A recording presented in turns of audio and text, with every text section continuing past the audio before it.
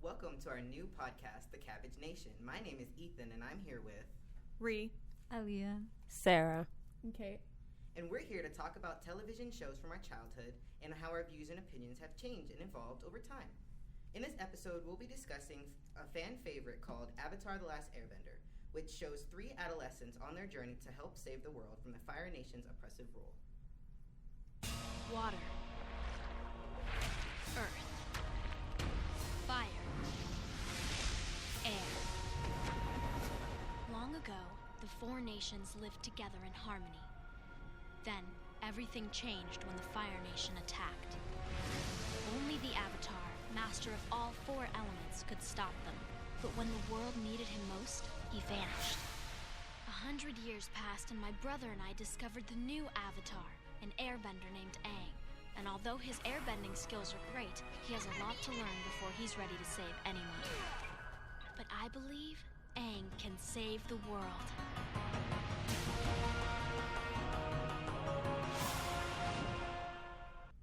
The 3 seasons of the series aired on Nickelodeon from 2005 to 2008, during the early part of our lives. After growing up with this show and watching its revival on Netflix during the COVID-19 pandemic, we're excited to dive right into our discussion of this influential series. So, most of us in this group grew up watching Avatar. I know Ethan didn't. But should we just take like a few minutes to just talk about the show for a second? Pretty broad? Yeah, sure, why not? So, we start out, Aang's found in this iceberg by Katara and Sokka in the Southern Water Tribe. And he's just like, want to go penguin sledding? But like, that's just kind of funny. I think about that a lot. But essentially he wakes up after being like embedded in ice for 112 years, and he doesn't know that there's been a 100-year war of the Fire Nation colonizing like the entire world. So him, Katara, and Sokka all go on this like beginning adventure for the first season, and they're just like getting a layout of the world, trying to find Aang somebody to teach him like earthbending and firebending. Second season goes around, they find an earthbending master. Her name's Toph. We'll talk about her more later. And then eventually in the 3rd season, he teams up with Prince Zuko, who's a like main antagonist for most of the series. He gets really great redemption arc, and they go and defeat the Fire Lord. So it's like, yeah, really vague. Yeah, the story is really deep, and it really focuses on like the journey. It's really like an adventure show, the journey to defeat the Fire Lord and everything. So I feel like when I saw this show back when it came, like during the pandemic, I was so happy to rewatch it and everything, because I remember like this show. It was so like, I would say like out of world experience, because the show is so like fantasy and all that. When I was first watching it, like when I was a kid. What do you like about it? Before we get into anything relating to nostalgia, what did you like about the show? I think I really like is the characters, like all the characters, how they develop through the story. And I think I really love Katara as my favorite character, because she just like, she handled so many situations so well, and she was so relatable to me. And like growing up, to be, I think she's very feminine in her like character, and to also be very like have a presence, because when you're feminine, you're just seen as just like girly, but she also wanted to be more than that. So I think I really liked her. That's why. Yeah. And kind of along that same line, like I think it's really cool how like the first episode even opens up with Katara confronting her own brother about his own like sexist opinions, and talking about how like women are more than just, somebody who can like mend pants. Yeah, exactly. Like they have she's more than just like the one to mend his pants, do his laundry, like all the stuff that's like traditional woman homemaker roles. Like when they go to Kyoshi Island, they have a whole conversation about Katara being like, I'm not going to mend your pants, learn how to do it yourself, because you're just like being a jerk. And like even just to see how like that's kind of opened from the beginning, and seeing how like they open up the show with her challenging that role, before we even get to know her as like a person. Yeah. And even to watch the creators of the show kind of stick with that theme with her, of her challenging boundaries, finding where she fits, finding how she can have like this feminine role but also like take on the role of like a strong female character, and be a hero without being underestimated. I think it's been a really cool journey, kind of just to like watch that character arc as she kind of finds the balance between the two and who she is. Before we get into like, again, our conversation on nostalgia, who's your favorite characters? But yeah, I kind of said mine was Katara. Katara, yeah. Definitely Toph. I think for me it's honestly Sokka. For me, Zuko.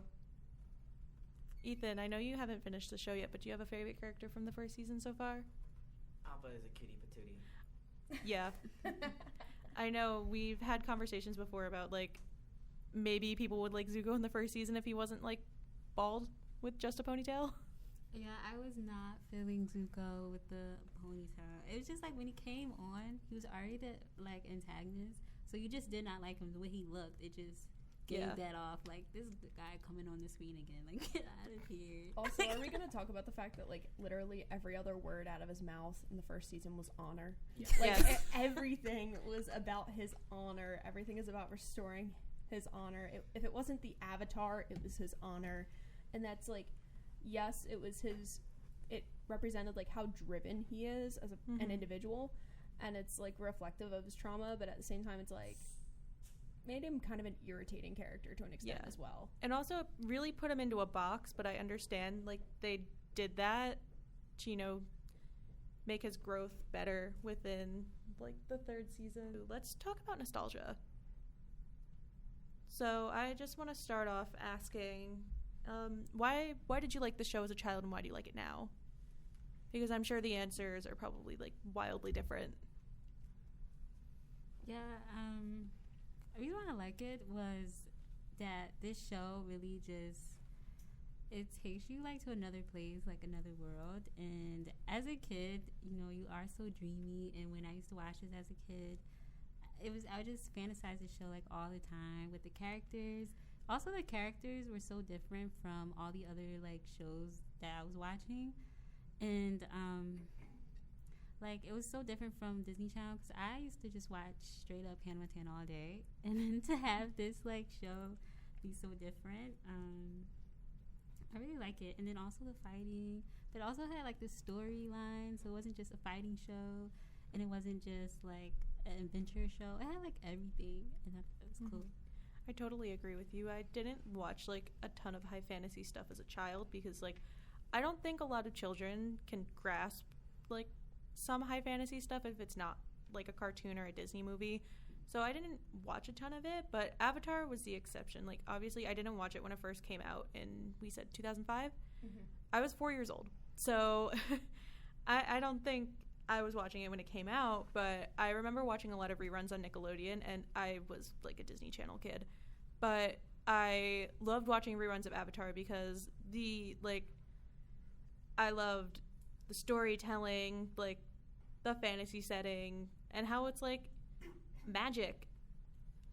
Like, it's so cool, and it was so appealing to me as a kid. I loved it so much, and I also loved like the power of friendship. That was like a big thing. I loved it because I didn't really have like a solid group of friends as a kid, so it was nice like seeing other people be like having really good, strong friendships.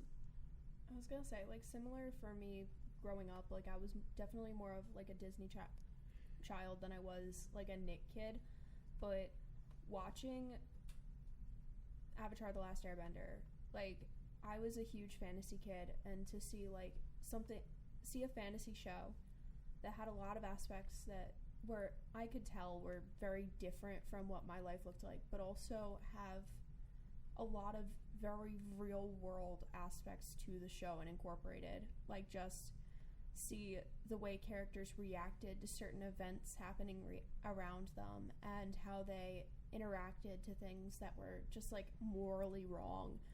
It was important for me to see that like in a TV show and not romanticized. Like, actually address the way that, like, I would have reacted to any of it.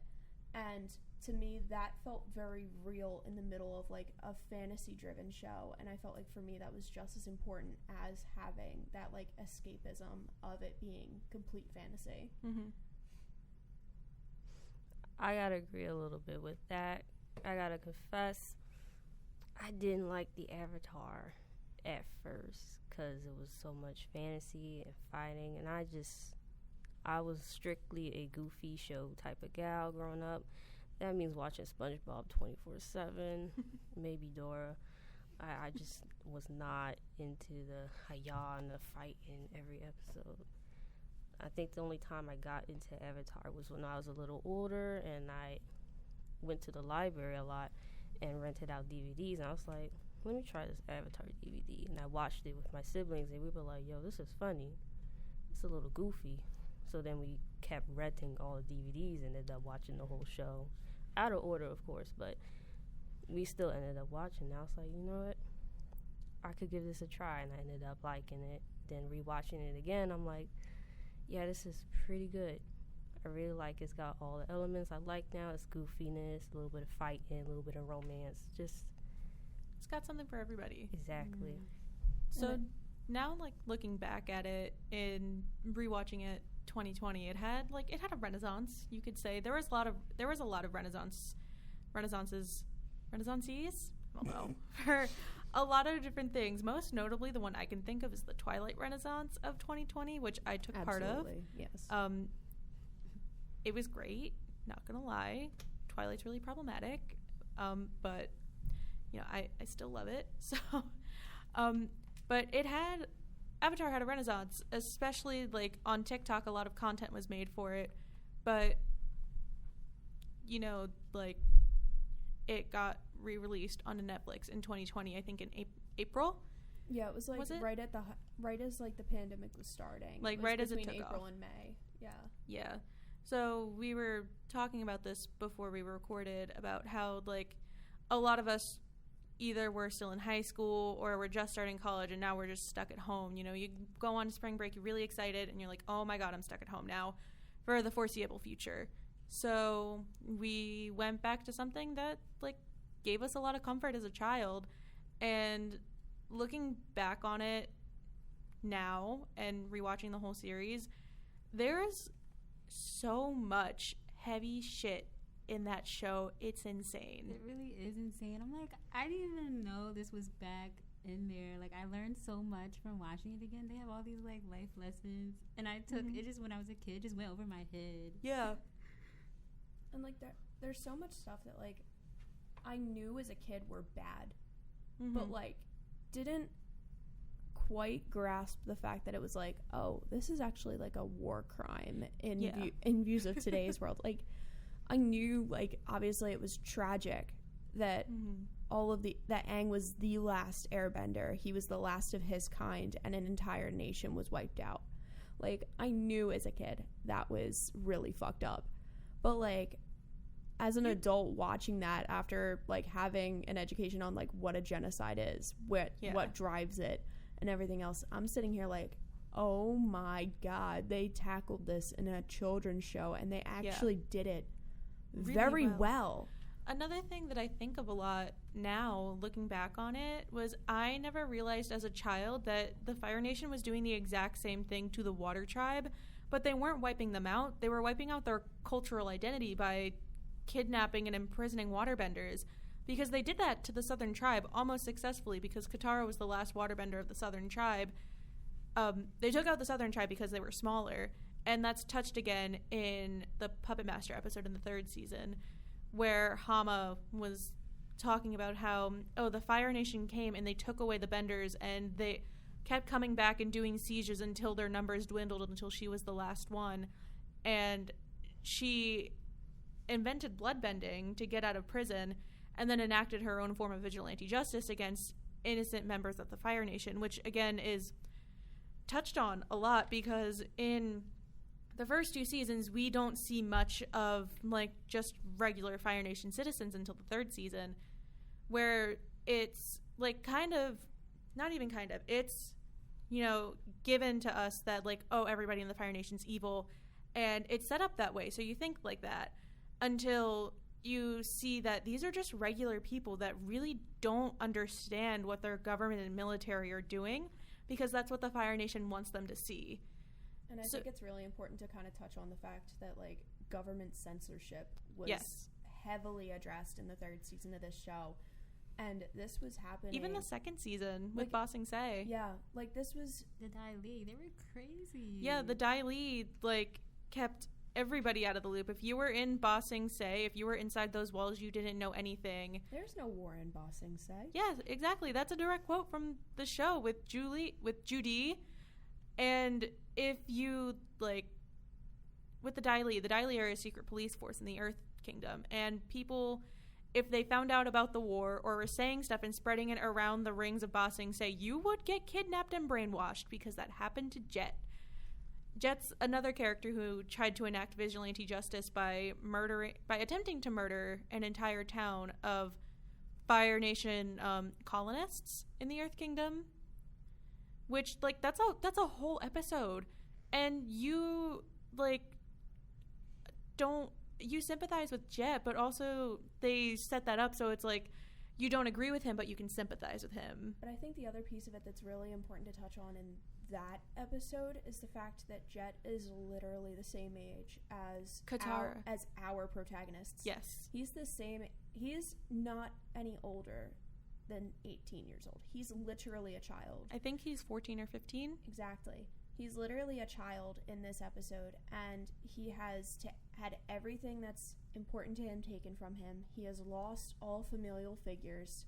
He now lives with a bunch of kids in the woods who have very similarly had everything taken from them. And now, because they have no other, like, adult influences in their life, the only way that they feel like they can take control back is to literally attack other innocents. Yeah. And it's unfortunate to say that, like, this type of thing happens on smaller scales in, like, our communities. And it's one of those that it's heightened in situations of war and in war zones. Or political distress. And, political because distress. You can mark a lot of parallels in between some of the things that happened in Avatar, and especially in 2018 to 2020. It was just 2016 to 2020 was just a whole era of heightened political stress, especially since, like, Donald Trump, who was the president from that time, was such an extremist. And I read this article that was talking about, like, just a general overview of things that had happened in Avatar. And one of the things it touched on, no, not that it touched on, but something I thought was interesting, that this was written in 2018. And I did some research into what was happening in the political sphere in 2018, and that's when Brett Kavanaugh was signed into the Supreme Court. And then you think to 2020, that's, like, the whole presidential election was just needless to say, a shit show. It was awful. And then to be followed with January 6th. Followed with January 6th. Insurrection within our own government. Like, almost, it could, and some people classify it as literally, like, an act of domestic terrorism. Oh, because it was literally government officials being attacked for something that was not in their control. Mm-hmm. It was just democracy being enacted, and people were so, like, upset by it, and to an extent, like, brainwashed by their political figure that everybody else could not possibly be right because he was right, and if he's right, then everyone else is wrong. It was really interesting to see that he was worshipped like a figurehead instead of just being like a regular politician. So we're back with the discussion of some of our research that we've done. So I did most of my research around, like, how war has affected the whole universe of Avatar, and also, like, how our own political spheres can relate to the ones that are shown in the Avatar universe. I know Aaliyah has also done a lot of research on Azula's psychology in particular, and I also have done some stuff on that. So let's talk Azula's psychology. Yes. I feel like she is just a character that, out of all of them, develops so much. And even though she was even introduced in the first season, the second and third season, we just see, especially the third season, how she totally just shifts into this, has a whole psychological breakdown, and it's just, her character is just so intense, and you feel so much for her. Like, you hate her, you don't hate her, but then you was like, you love her because she's so powerful, and then that power, she does it so wrong, so it's like she's fucked up in the head, so you don't want to like her, and it's just, it's crazy. So, basically, there's so many like video essays on YouTube that talks about her psychology because it's so deep. There was this guy that his name is Timothy that said she has so many like traits, and overall like he came to was that she was a Machiavellian, and how she uses manipulation and power structure and fear just to get her way, and basically how she is fine with that, and she's like, it is not in a narcissistic way at all. She just knows how to maneuver people and be very manipulative, and then sadism. And I think she goes into a psychological like breakdown in the third season, and that's when I feel like everyone started to know like this character, she's an intense character. Azula's psychology takes a darker turn when she begins to develop a delusion of persecution. The idea that those around her are conspiring to cause her harm. It takes root when Azula is caught off guard as May first betrays her, followed by Ty Lee. When asking why, May sees something that doesn't just confuse Azula, but it enrages her. I love Zuko more than I fear you. So after that section, and you see Azula, and all the, I don't know about you, but every time you saw Azula, she was just so perfect, and like every battle she had, like confrontation she had a rebuttal. But this one, when she said "May I love you," she actually just went crazy and started yelling at her. Because every single time you see her, she is so well put together. She is like 10 steps ahead of everybody else, and everything is perfect about her, down to her hair. Like, one of the things you notice is she's a very symmetrical character. Like, everything is even, put in its place, from like her clothing, her hair, the crown she wears. Like, you never see her when like something is wrong or if something is off, but that completely shifts beginning with that episode towards the end of the third season, when you see her mental health starting to decline because like her like perceptions of her own reality are slowly starting to slip, which is really interesting. She also begins to have hallucinations in the last episode, and I think that has a lot to do with her, not only her perception of reality slowly starting to like slip away, but also her powers going away, and everything that she has had control of now is out of her hands. And I think that has like, that's one of the biggest reasons why she just went completely downhill. Yeah. So like, you can play that. You remember that clip that yes, the talk with in the mirror with her mom? Yeah.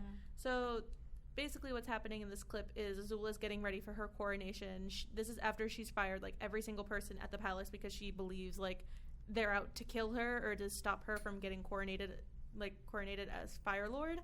So she's doing her hair, and then she can't get it right, so she cuts it off, and then she envisions her mom, who's been missing for years, in a mirror. So I'm gonna play that for you.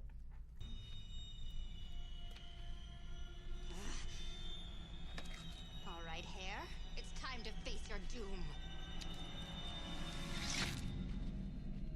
What a shame. You always had such beautiful hair. What are you doing here? I didn't want to miss my own daughter's coronation. Don't pretend to act proud. I know what you really think of me. You think I'm a monster. I think you're confused. All your life you've used fear to control people, like your friends May and Ty Lee. Well, what choice do I have? Trust is for fools. Fear is the only reliable way. Even you fear me. No, I love you, Azula. I do.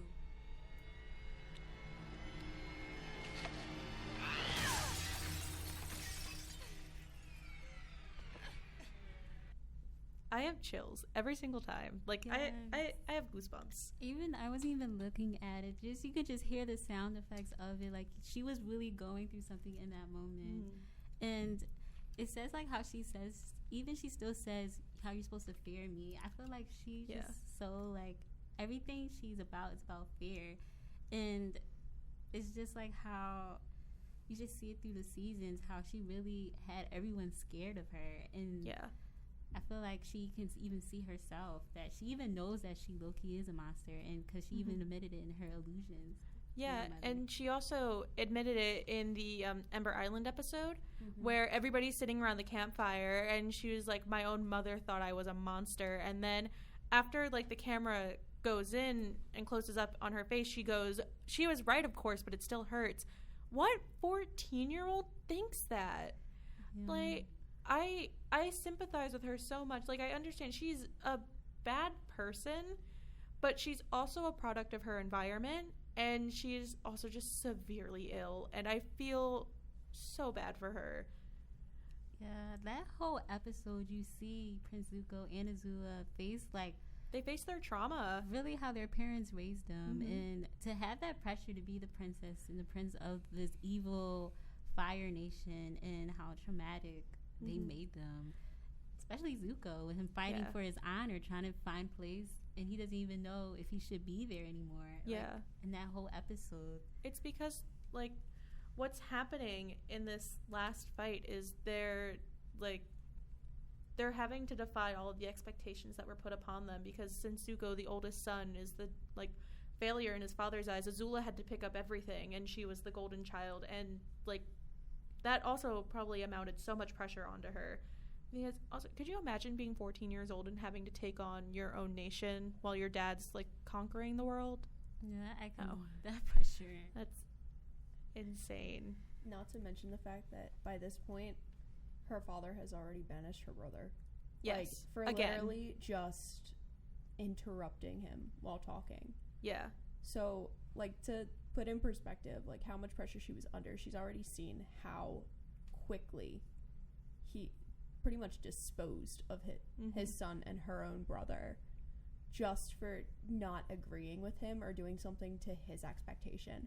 And now she's basically taking over his job at age 14. She's under all of that pressure to be the best parts of two children. Like, without a mother figure to help her, without anyone else to support her. Yeah, and also, like, when her father dismisses her at the, like, end of the, even towards the end of the season, when she, like, expected him to be this Phoenix King with him and to, like, destroy the world, and the father says no and sit back and, like, go back, be Fire Lord. We even saw her break even more when she fired all her guards. She just was going crazy. And even the fight, she couldn't even fight as strong anymore after after her father just dismayed her. She even got weak, because that's when Zuko and Katara came to fight her. Yeah. And in every episode we saw her fighting, she never used her willpower, like, ever. And, like, because even the first fight, when she first came on the show, when she fought Zuko, she did not use her power. She just manipulated him, and Zuko became very weak. And only then she, like, did the lightning thing at the end. In this fight, you see her just not well at all. And there's a clip you can listen to.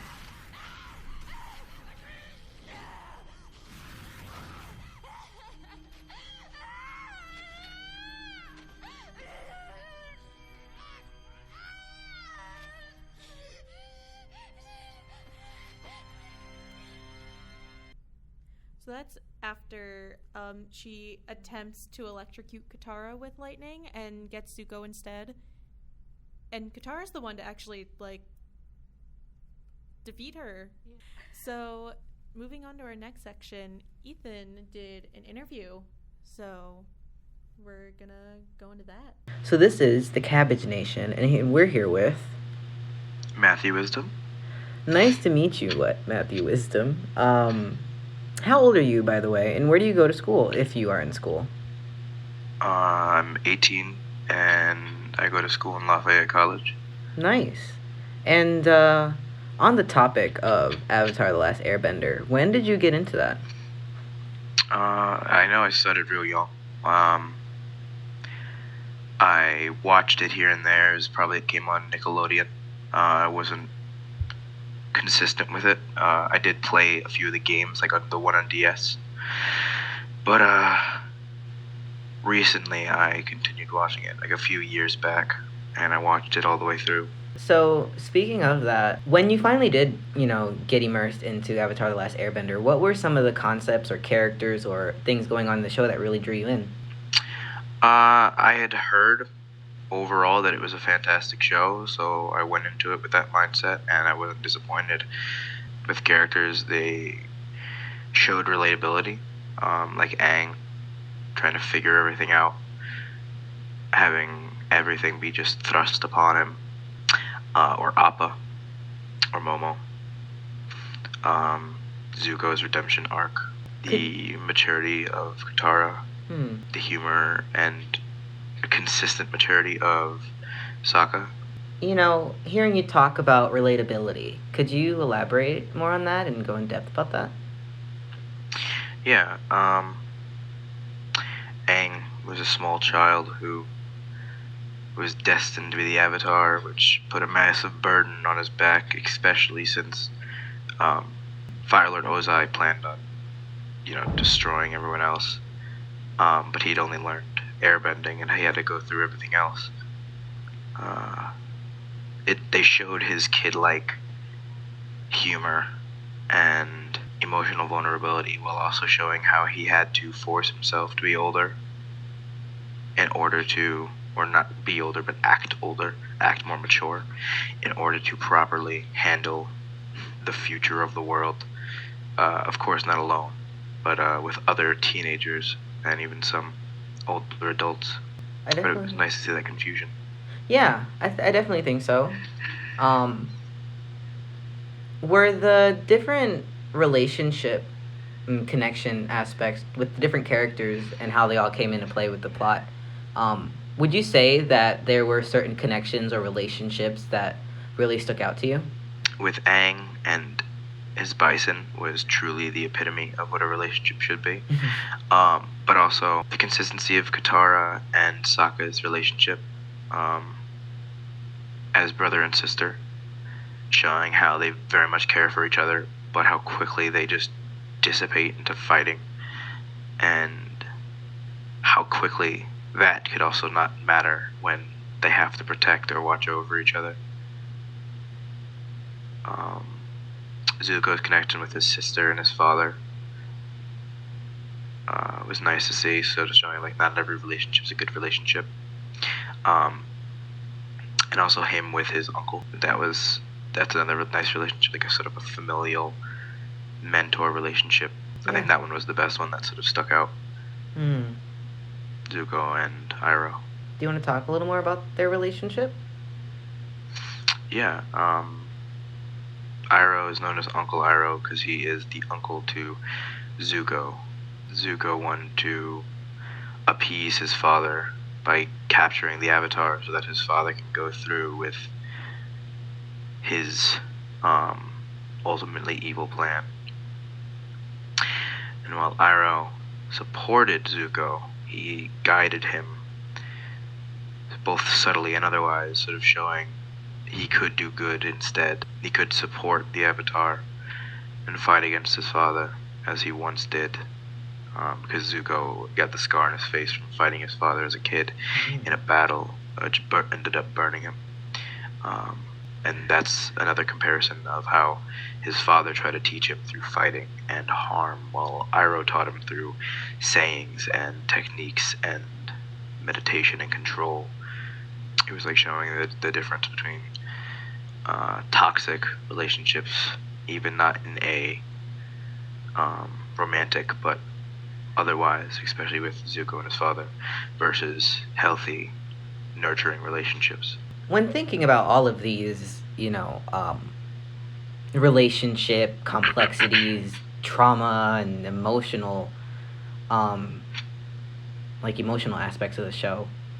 How would you describe watching a kid show that tackles adult concepts? It is a refreshing feeling.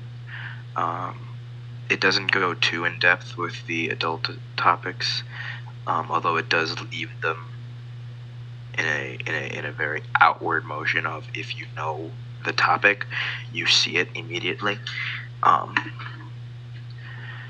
But they definitely still keep the childish aspects, so younger viewers aren't bored of it. Both in political matters, matters on trauma, both physical and emotional, from relationships, loss, abuse. They do it to add depth to characters so people can relate to them without covering it so much that it removes the innocence and hopefulness of a child's TV show. For example, the difference between how Katara and Sokka handled their mother's loss, with Katara having it drive her and, for lack of better words, sort of hold her back because she's stuck on it so much in a negative aspect of, like, I lost my mom, while Sokka used it also in an unhealthy aspect to force him to grow up much faster than he should have, even though he was older. It was not so much covered that it was consistent, but they did show it in an episode, especially in the episode where we find out what happened to her mother, and we see the political aspects of Avatar through comedical moments, like that of Avatar Kiyoshi's crimes, I believe, or not crimes, being honored, for what Aang being honored for what Avatar Kyoshi did in her lifetime, of freeing a people from a sort of tyrannical earthbender, or in how Avatar Aang connects with King Bumi to help aid him fight against Ozai. You know, you talk a little bit about the comedic aspect and how through that the show tackles these adult concepts. Do you want to talk a little more about the comedic aspect of the show? And also, when thinking about the fact that it is a kid's show, do you think that's a tactic of theirs to sort of wiggle their way into adult content? Yeah, the comedical aspect of the show is very highly focused on. Sokka is a very key character, but he is also sort of the comic relief. While other characters have their comedical moments and do a lot of funny things, he is consistently either, teaching and leading while being funny in what he does, especially being the only person without bending powers. Within the main group, but also Aang slacks off in the beginning of the show of learning the other three bending types, especially in the city where he is praised for being the Avatar. I believe it was Kyoshi's city, I forget the name, but he sort of plays around with the children, and we sort of see that childish aspect come out of him, where he uses airbending, what he knew of airbending at the beginning, since he didn't know as much, but he would play with air in his hands to show tricks, or he rides an air ball, which is definitely funny to see. And then also Iroh's satire and sarcasm with his sayings to both Zuko and others, especially when he was captured and they began to show how powerful he was. He was making jokes until he had to begin to fight, and then he was quiet while fighting, and then I believe he said another snarky remark afterwards, which is definitely very funny. Or him in prison, working out consistently, but whenever guards would come, he would act like he isn't. He would stuff his clothes and make himself seem like less of a threat I believe they do use the comedy to cover those, like, cover specific adult topics. But I do believe they use the comedy to cover the grown things. This way, it doesn't hit as hard. While we're on the topic, so we already acknowledged that Avatar, tackles adult concepts or ideas or themes.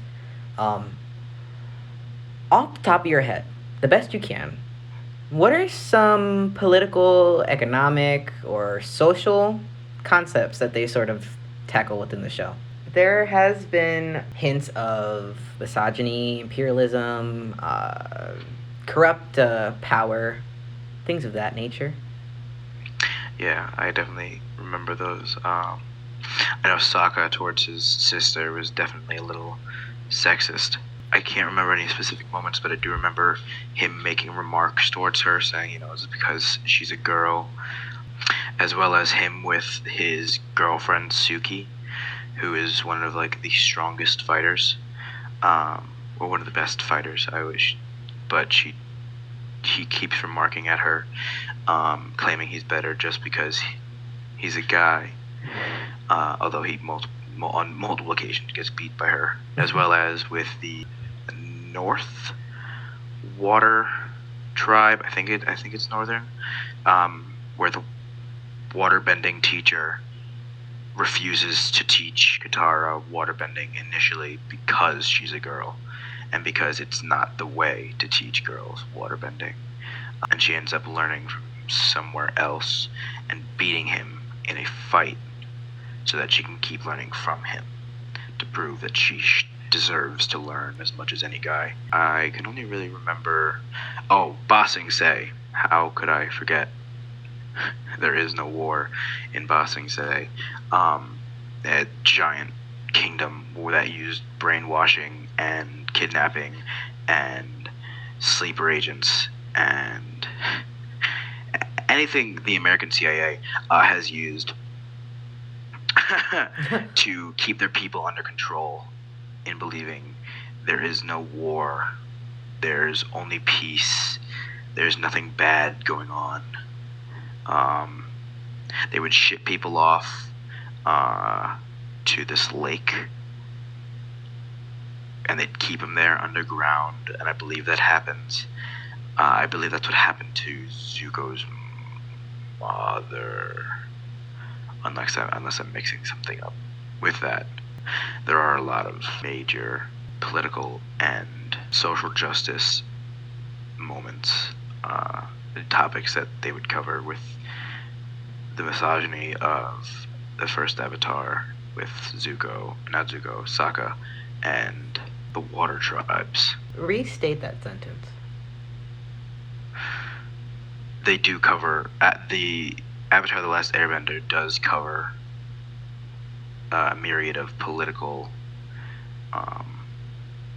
topics, with corruption being one of them, with Ba Sing Se, as well as covering social justice topics like misogyny, through Zuko's ideals of his girlfriend and his sister versus himself, and the water tribes' feelings on women learning how to waterbend, or specifically the Northern Water Tribe. And as you're talking about all this, what's your favorite character and why? I think my favorite character is Iroh. He has a very emotional story, both as a character as well as the voice actor for the character. Because he was funny, he was he was wise, and strong. And he was always this constant, like, mystery, because he seemed like an older man for the longest time, of somebody who, was probably close to retiring when, or actually did retire, hence why he was with Zuko the whole time. But he was one of the biggest threats, as well as the story behind his voice actor and the story they wrote for Iroh.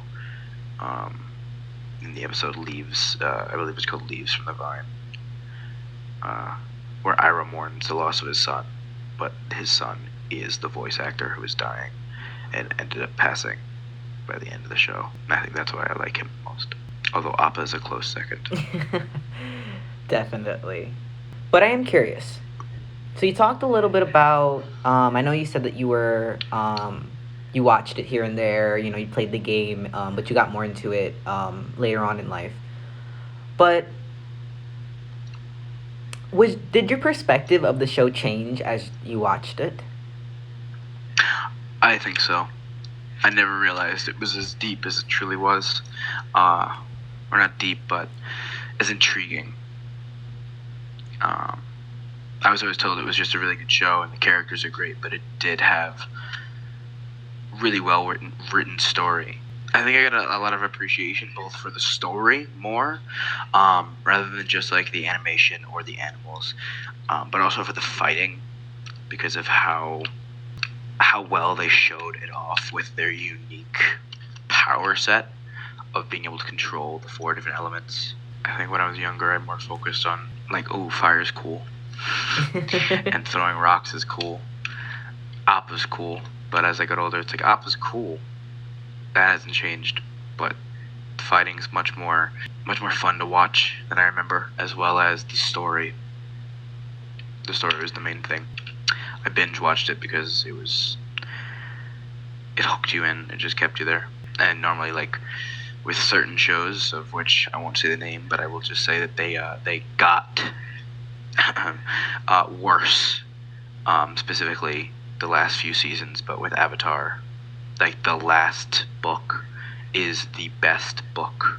So they held on and actually improved as they went along. Mm-hmm. Would you say that, you know, kind of returning to the idea of political or even adult-like topics and themes, for lack of a better term, do you think this show, when it comes to tackling those topics, that the girls that get it, and the girls that don't? I'm sorry? Could you repeat the question? Like, when we're talking about the fact that it's a kid's show, and we're talking about the fact that it does tackle adult themes through comedy and other, you know, elements, but if you don't understand these adult themes, do you think that the show itself can still be enjoyed? I think so. While the show does have a lot of center on its political themes, with a lot of major character as well as story arcs revolve around political topics, as said before, they could still be understood because they show that it's not received well.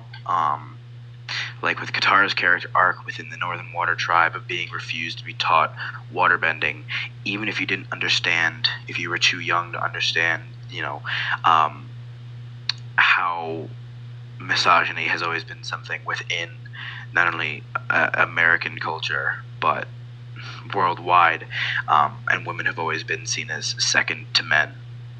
The show makes it understood that the viewpoint of I will not teach this to a girl is negative. So when Katara beats the teacher, it's still a major character moment that can be understood, as well as they show that despite maybe not understanding the political corruptness of Ba Sing Se, it's still a bad thing because of what it does to people, and they show that like people suffer due to their actions. Maybe not understand why, but understand the ending output, because the show does show that, so that younger audiences can still understand they're the bad guys and the protagonists are doing good, as well as the comedy still being funny and the cool creatures and the cool fighting. So I do think it can be enjoyed even if you don't understand the topics behind it. You know, you made a good point there when you're talking about like the cool fighting and, you know, the gender representation of the different stereotypes and expectations, you know. Um, but what are some things you like about the show that aren't necessarily adult like, that are just things that make the show cool and appealing?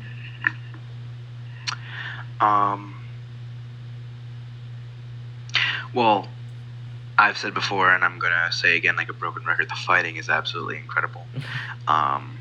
I really enjoy how they manage the different elements, and it's not all just sort of, go out and hit things. How each element has a different style of fighting. Like firebenders are typically more aggressive because of their fire, and they have to be in order to harness it well. While airbenders are a bit more passive, although in Legends of Korra they show that that's not always true. But they are, it is the strongest, and because of that, all the airbenders before Legend of Korra were monks of the Air Nation who believed in peace, so they didn't use it for violence. But Aang shows it is still absolutely incredibly strong, and we see him use other bending types fighting style in his airbending, which is really cool to see as an avatar. We see Iroh doing it with his firebending. We see him use sort of earthbending ideals and waterbending ideals to bend his fire. And waterbenders flow with their water. They're very lucid in their movements as well as in their attacks, while earthbenders are very powerful in what they do because they are harnessing pieces of the earth, and it's almost like a dance with the earthbenders, which I really enjoy. The earthbenders are my favorite type of bending. Just the way they fight is always wonderful to see. So I think that's definitely the biggest part of the show that I enjoy, without its adult topics or political topics or anything behind them. I really appreciate you talking about the show. And as we wrap up, I do have one final question. So we talked a lot about the different societal aspects, all the different discriminatory themes, and a lot of misogynistic themes, alongside while talking about the show's obvious, juvenile standing in terms of, having all the unique creatures, having the fact that the main cast, all the characters, they're kids, and also talking about, because it is Asian representation in media, at the end of the day. So with anyone going in to watch the show and thinking about every single thing that this show tackles, what's something that you would say to somebody who's looking to watch the show? I would have to pull a quote from somebody who I know nothing about, Mr. Shia LaBeouf. Just do it. It's fantastic. It's something that you're going to enjoy, for what it brings, and there's so many different things around it that just the show is not the end. If you are interested, you can look more into it first. There are wikis online as well as comics about the show. They represent a myriad of different characters, from people of color, people of Asian descent, to people with disabilities. So that there's someone for everyone to sort of see themselves as, or at least from what I can see. Mm-hmm. And it's overall a very pleasant show to watch, and has a magnificent story. Once again, I really appreciate you taking the time to talk about this. Appreciate you talking with me. As we conclude this episode, I encourage you all to check out our website at www.listenthewayback.wordpress.com to explore our supplemental content and subscribe to our podcast to tune into future episodes here on the Cabbage Nation. And again, thank you so much for listening. And I just want to close it out with one question. If you were a bender, what kind of bender would you be? I'd be a firebender, for sure. I agree. I think I would also be a firebender. Yeah, I would be a firebender. I'd be an earthbender. I don't know. I feel like I'd be water, to be honest. Yeah. Ethan, so as a first-time watcher, you're finishing up the first season. So what are your thoughts? So far, I feel like the show uses comedy to explore in-depth adult themes and concepts. It's very whimsical and funny while also still being real and authentic. I think that it could be a good watch for any age range, and whether you watched it as a kid or you got into it as an adult, I think no matter what, Avatar The Last Airbender is definitely worth a watch. Yeah. Right. Thank you. And again, you know where to find us. Thanks for tuning in, and we'll catch you next time.